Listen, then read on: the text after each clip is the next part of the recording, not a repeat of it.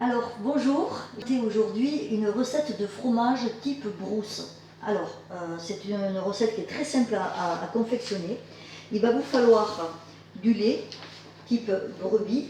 Alors on trouve très facilement ça dans le commerce, du lait de brebis, du lait de chèvre ou du lait de vache.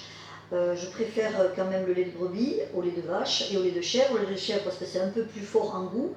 Et le lait de vache, bon, ben, comme tout le monde le sait aujourd'hui, c'est pas toujours recommandé pour l'organisme. Donc on a 1 litre de lait de brebis. Il va vous falloir du vinaigre d'alcool blanc, tout simplement, qu'on trouve aussi en hypermarché. Si vous n'avez pas de vinaigre d'alcool et que vous avez du citron, il vous faudra 30 ml de citron pressé. Alors ceci va servir à cailler le lait et à confectionner notre fromage. Donc,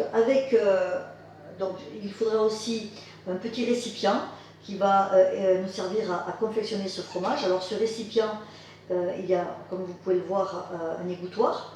Donc ça se trouve aussi dans le commerce. Ça ne coûte pas très cher, c'est entre 3,50 € et 5 €. Si vous n'avez pas ce petit récipient pour faire votre fromage, c'est pas très grave, vous pouvez confectionner avec un tissu genre gaz étamine pour filtrer donc, le lait dont je vais vous montrer la vidéo, et au-dessus d'une boîte tout simple en plastique ou en verre. Voilà, donc là j'ai déjà fait bouillir le lait. Donc le lait est bien chaud, il a bien bouilli.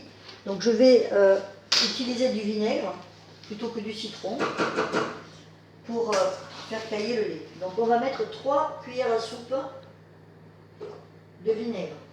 Donc vous allez pouvoir constater que votre lait, avec la chaleur et le vinaigre, va commencer à cailler. Donc on va tourner jusqu'à ce qu'on se rende compte que le lait est en train de cailler. Voilà. Alors là, je confectionne un fromage naturel, c'est-à-dire que je ne vais pas ajouter de sel, je ne vais pas ajouter de sucre. Donc voilà, vous voyez, le lait est en train de cailler grâce au vinaigre ou au citron. Si j'avais mis du citron, ça serait fait le même effet. Hein. Voilà. Donc je disais qu'on va faire un fromage naturel, mais j'aurais très bien pu faire un fromage à base d'épices ou à base d'aromates. C'est-à-dire que j'aurais très bien pu ajouter de la ciboulette, un petit peu d'ail, un petit peu de persil ou du basilic pour faire un fromage aux fines herbes par exemple. Mais moi je préfère le laisser naturel parce que ce fromage, j'aime bien le manger soit le matin au petit déjeuner. Alors je peux mettre un petit peu de miel dessus, ou je peux mettre aussi le manger avec des fruits. Et si je veux le manger ensuite, après mon repas de midi, avec une petite cuillère à café d'huile d'olive. Voilà. Donc là, logiquement, mon lait a caillé. Alors je trouve qu'il n'a pas tellement caillé. C'est bizarre.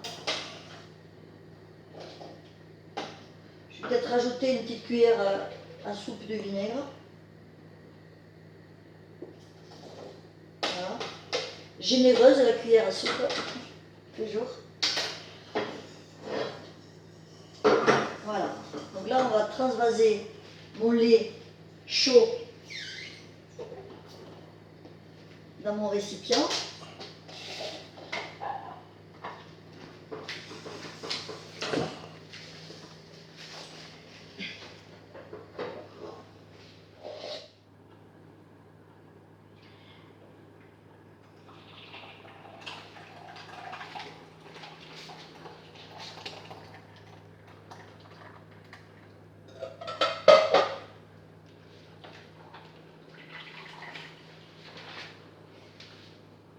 Voilà, donc on va laisser maintenant le lait qui a caillé avec le vinaigre ou le citron, on va laisser reposer, on va laisser refroidir, on va laisser reposer pendant 24 heures au frigo.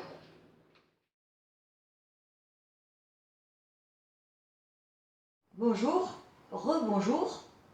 Nous voilà 24 heures après la préparation de mon fromage type brousse que j'ai sorti du frigidaire.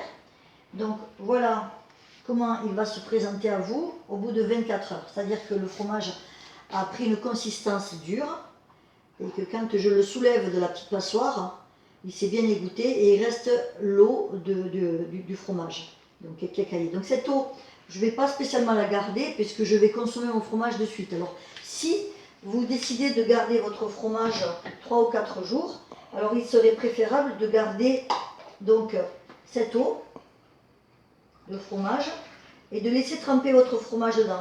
Ça lui garde de l'humidité. Bon, alors là pour l'instant, c'est pas ce que je vais faire. Ce que je vais faire pour l'instant, c'est vous montrer comment se présente mon fromage une fois qu'il est démoulé. Donc voilà, je l'ai démoulé. Donc ça, c'est mon fromage à base de lait de brebis, dans lequel j'ai ajouté 4 cuillères à soupe de vinaigre blanc ou 30 ml de citron.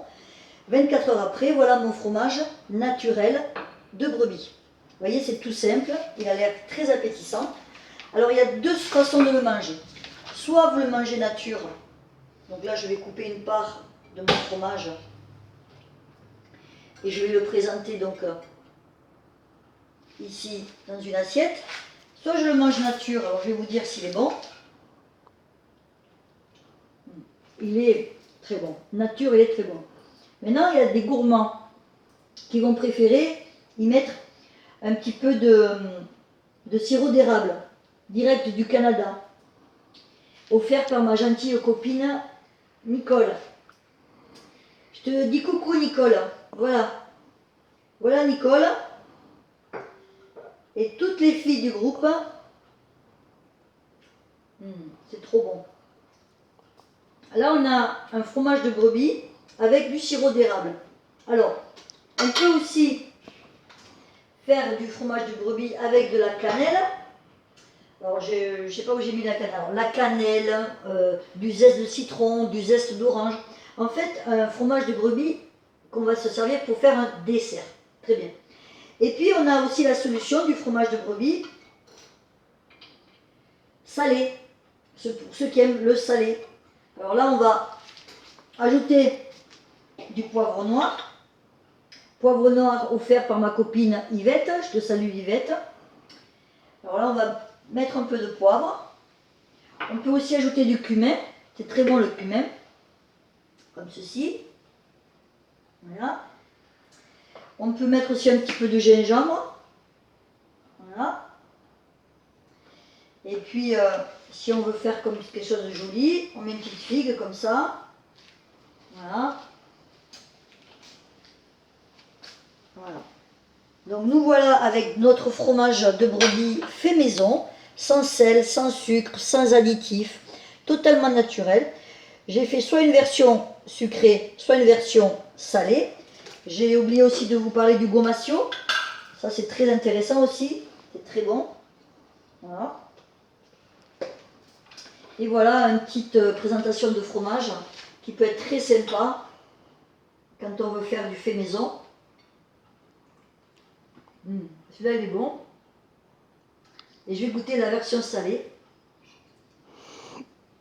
Ah, alors là c'est délicieux. La vérité c'est délicieux.